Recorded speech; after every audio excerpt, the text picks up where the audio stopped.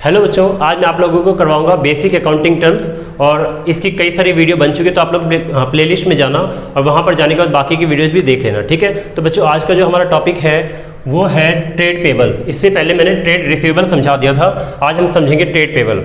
बच्चों trade payable का अगर हम मतलब समझें सिंपल वर्ड में, तो ट्रेड पेबल का मतलब होता है कोई भी अमाउंट जो हमें किसी बाहर वाले को पे करना है, तो कोई भी पैसा जो हमें किसी को पे करना है वो कहलाएगा ट्रेड पेबल। ठीक है, तो ट्रेड पेबल का मतलब होता है, हाँ बट ये बात ध्यान रखना, नॉर्मल कोर्स ऑफ बिजनेस में होना चाहिए, उसी को हम ट्रेड पेबल के अंदर काउंट करेंगे। नॉर्मल कोर्स ऑफ बिजनेस का मतलब होता है जैसे कि हमारे बिजनेस में हमने कोई गुड्स खरीदा, ठीक है, या हमने किसी से सर्विस ली, तो गुड्स खरीदा या हमने कोई सर्विस ली, अब हमें उसको पैसे देने हैं और अभी तक हमने उसको पैसे दिए नहीं है, तो वो कहलाएगा ट्रेड पेबल। बात समझ में आ गई? हमने किसी से गुड्स खरीदे हैं या हमने किसी से सर्विस ली है और हमने उसको अभी तक पैसे नहीं दिए हैं, तो ये क्या कहलाएगा? ट्रेड पेबल कहलाएगा। ठीक है, तो बच्चों ट्रेड पेबल के बारे में और अच्छे से समझते हैं। क्या है लिखा है ट्रेड पेबल, इसमें लिखा है it is the amount, trade payable एक ऐसा अमाउंट है payable for purchase of goods, जो हमें पे करना है परचेज ऑफ गुड्स के लिए, क्योंकि हमने गुड्स परचेज किया होगा, अब हमें इसको पे करना है। और सर्विस टेकन, या फिर हमने कोई सर्विस ली है तो हमें पैसे देने पड़ेंगे, यानी कि हमने कोई गुड्स खरीदा है या हमने कोई सर्विस ली है, अब हमें उसको पैसे देने पड़ेंगे, तो ये कहलाएगा trade payable in the normal course of business.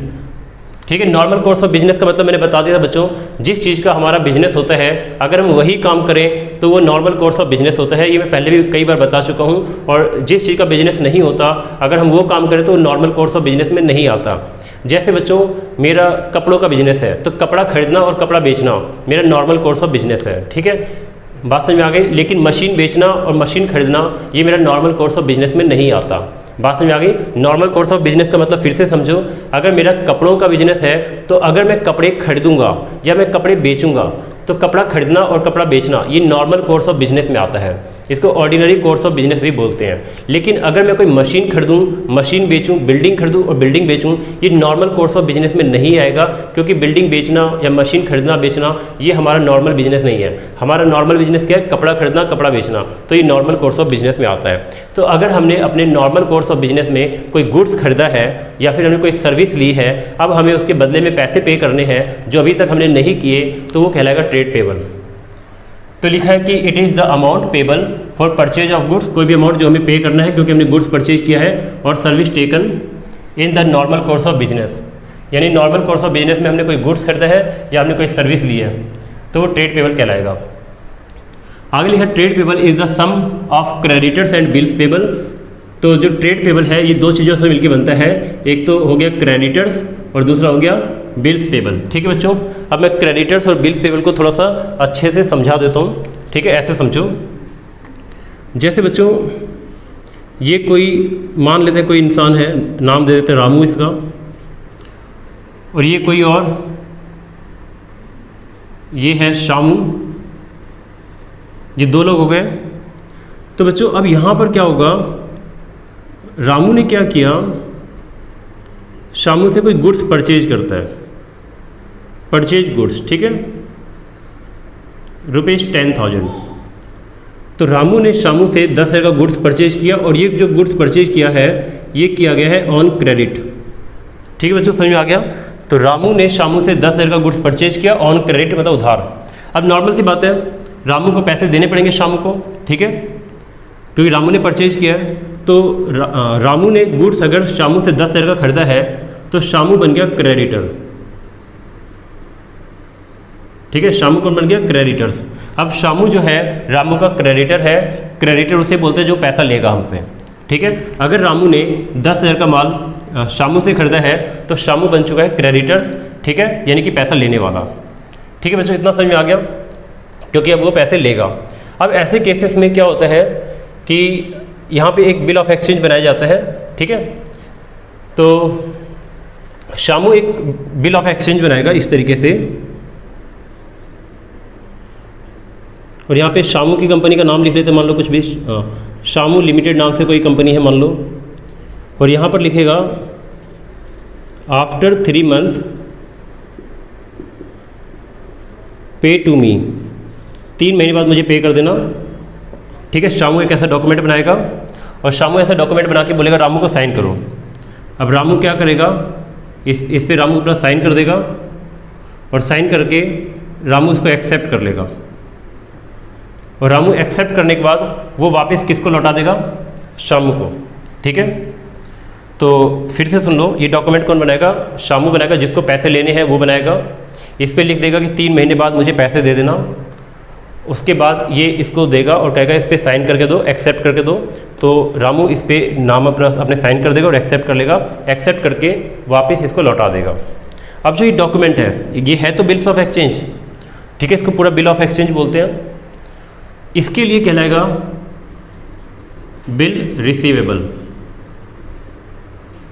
क्योंकि इसको पैसा रिसीव होगा, और इसके लिए कहलाएगा बिल पेबल।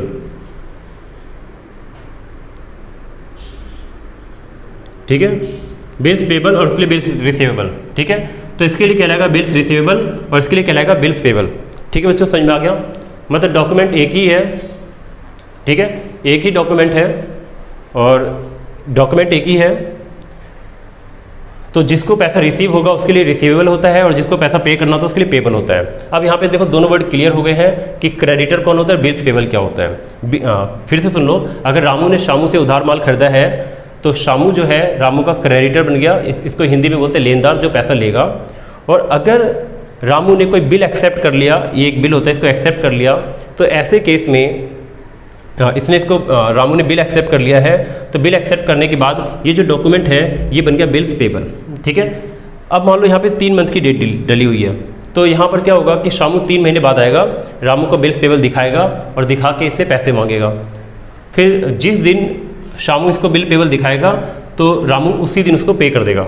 ठीक है बच्चों, तो समझ में आ गया। ठीक है, अब और अच्छे से समझते हैं इसको, तो दोनों वर्ड समझते हैं। सबसे पहले समझते हैं क्रेडिटर्स कौन होता है।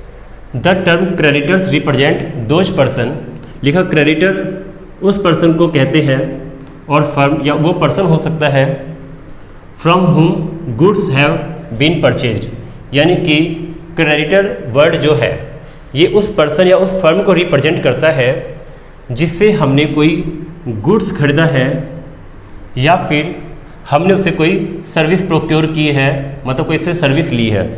और वो कैसे ली गई है, वो ली गई है ऑन क्रेडिट, मतलब उधार ली गई है, and payment has not been made, और अभी तक हमने उसको पैसे नहीं दिए हैं।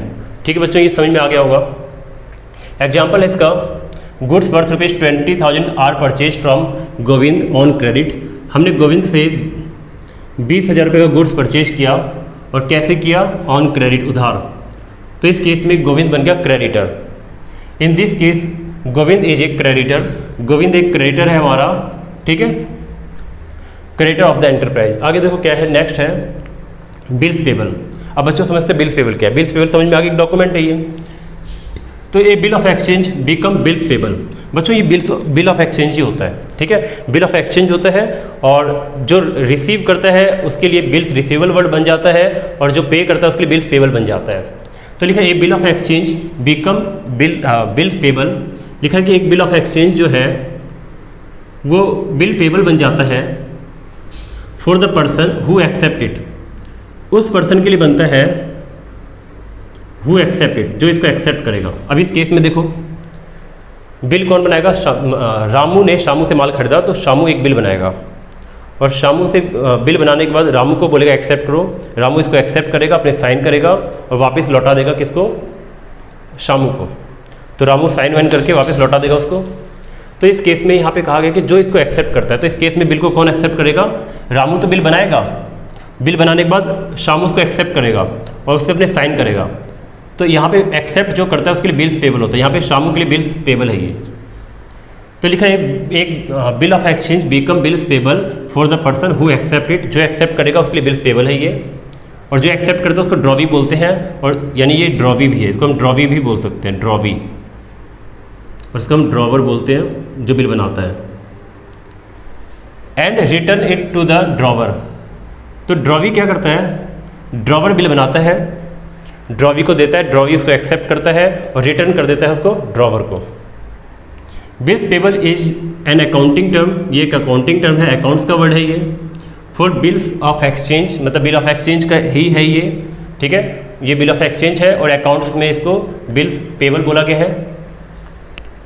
Accepted in favour of creditors, और इसको एक्सेप्ट किया जाता है इन फेवर ऑफ क्रेडिटर्स। ये वर्ड समझ में आ गया होगा बच्चों, ठीक है। इसको एक्सेप्ट किया जाता है किसके फेवर में? क्रेडिटर्स के फेवर में, ठीक है। अब जैसे कि यहाँ पे रामू ने बिल को एक्सेप्ट किया है, ठीक है, तो बिल ड्रॉ किसने किया? शामू ने। शामू क्रेडिटर है और अब इसने बिल को एक्सेप्ट किया और इसका यानी कि इसका कहने का मतलब यहाँ पर ये है कि इसने इस बिल को एक्सेप्ट किया और इस बिल के पैसे वो शामू के लिए एक्सेप्ट कर रहा है, ठीक है। तो ये किसके फेवर में एक्सेप्ट करता है? क्रेडिटर्स के फेवर में, ठीक है। शामू इसका क्रेडिटर है। द अमाउंट स्पेसिफाइड इन, यहाँ पे होगा बिल, यहाँ पे बिल्स भी होगा, मिट गई। बिल्स पेबल यानी अमाउंट जो बिल्स पेबल में स्पेसिफाइड है, the amount specified in bills payable at a future date. यहाँ पे बच्चों कुछ मिसिंग लग रहा है। The amount specified in bills payable will received at a future date. इसमें लिखा कि जो बिल में अमाउंट लिखा होता है ये किसी फ्यूचर डेट को मिलती है। जैसे कि ये बिल है एक पूरा और अगर ये 3 मंथ का है तो इसका मतलब 3 महीने बाद पैसे मिलेंगे, ठीक है। तो हमेशा इसकी पेमेंट फ्यूचर डेट को होती है। तो बच्चों आज के लिए सिर्फ इतना ही, बाकी हम नेक्स्ट में करते हैं।